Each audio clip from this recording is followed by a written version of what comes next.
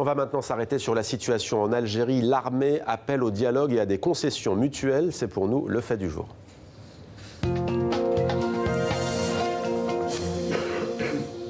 Et avec nous pour en parler ce soir, Aïssa Rahmoun, bonsoir. Soyez le bienvenu sur TV5 Monde. Vous arrivez d'Algérie. Vous êtes vice-président de la Ligue algérienne de défense des droits de l'homme, membre du collectif des avocats de Tizi Ouzou pour la dignité et le changement de la wilaya. Alors, on va commencer par la mort d'un homme qui fait grand bruit aujourd'hui en Algérie, militant mozabite, berbère. Il s'appelle Kamel Eddine Fekar. Il était en prison, en détention provisoire. Il a décidé d'entamer une grève de la faim. Il a été arrêté début avril et il est mort à l'hôpital de Blida. Êtes-vous choqué par cette disparition? Choqué et ému à la fois parce que Kamel Eddine Fekar, j'étais son avocat pendant 3-4 procès. Il faut dire que le camarade Kamel Eddine Fekar, je dirais qu'il a battu le record des procès intentés à son encontre pour des affaires qui ne trouvent pas leur application en délit, en criminel. Pourquoi il dérangeait? Il dérangeait, Kamel Eddine Fekar dérangeait parce qu'il est un militant des droits de l'homme. Il était avec nous au comité directeur de la Ligue algérienne pour la défense des droits de l'homme. C'est aussi un camarade de... Excusez-moi, je suis très ému. On comprend votre émotion, bien entendu. En tous les cas, effectivement, il y a une véritable onde de choc aujourd'hui en Algérie. Il est mort donc des suites de cette grève de la faim à l'hôpital de Blida. Le mois dernier, c'était Ramzi Yetou, 22 ans, qui a été roué de coups. Amnesty International demande aux autorités algériennes de faire toute la lumière sur cette affaire. Vu de France, c'est un mouvement pacifique et en face, il n'y a pas forcément de répression. On a vu d'ailleurs au début du mouvement de belles images avec les policiers. Est-ce que vous parleriez de répression aujourd'hui en Algérie du mouvement ? On dit que chasser le naturel, il revient au galop. Le peuple algérien, dans son ensemble, hommes, femmes, vieux, moins vieux, ont démontré par ce caractère pacifique leur envie de vivre dans une Algérie plurielle, dans une Algérie démocratique, dans un état de droit.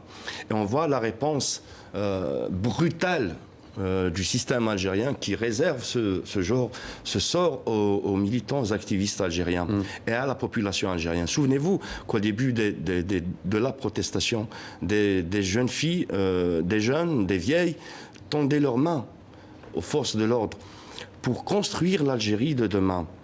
Et aujourd'hui, force est de constater que c'est le deuxième cas où un militant, un journaliste, il faut se rappeler du cas Mohamed Tamalt, un journaliste qui est décédé en prison en Algérie. Le deuxième gars, c'est Kamel Eddine Fekar. Tout en rappelant que Rarmoul, qui a brandi la première pancarte, qui refusait clairement le 5e mandat de l'ex-président, et tant d'autres militants détenus d'opinion. Voilà la réalité algérienne. Alors, l'homme qui incarne aujourd'hui ce système et qui est très décrié, c'est le chef d'état-major de l'armée algérienne, Ahmed Gaïd Salah. Il était en visite aujourd'hui à Tamanrasset. Il s'est exprimé.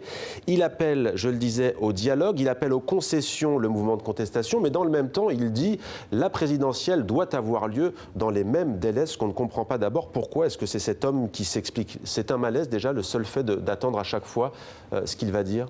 Là, on se pose beaucoup de questions pour le chef de l'état-major qui demande des concessions de la rue, or que l'article 7 et l'article 8 de la Constitution dit clairement que le pouvoir est l'émanation du peuple, que la souveraineté appartient au peuple, que tous les pouvoirs appartiennent au peuple. D'une part, il demande des concessions au peuple et il ne fait aucune concession. Moi, je dirais que le décès de Kamel Eddine Fekar, le premier responsable de ce décès est le système algérien. Lui, il dit qu'il en fait, par exemple, en faisant déférer devant les tribunaux des généraux, des oligarques, d'ex-pontes du régime Bouteflika.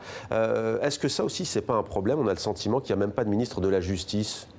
C'est un grand problème, parce que la justice, elle doit fonctionner d'une manière indépendante.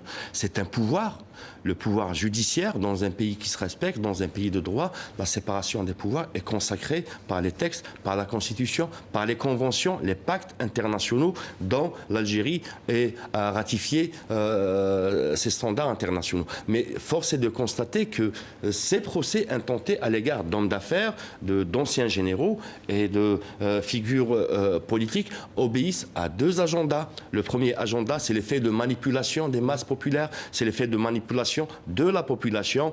On avait un slogan, qu'ils soient tous jugés. Ouais. Le deuxième point. Oui, le deuxième point de la revendication. Oui, d'accord, il faut qu'ils répondent tous devant leur acte, mais il ne faut pas que la justice soit l'instrument par lequel on se repositionne dans le système, dans le régime, à des fins de rendement de compte. Merci beaucoup Aïssa Rahmoun, vice-président de la Ligue algérienne de défense des droits de l'homme. Merci à vous.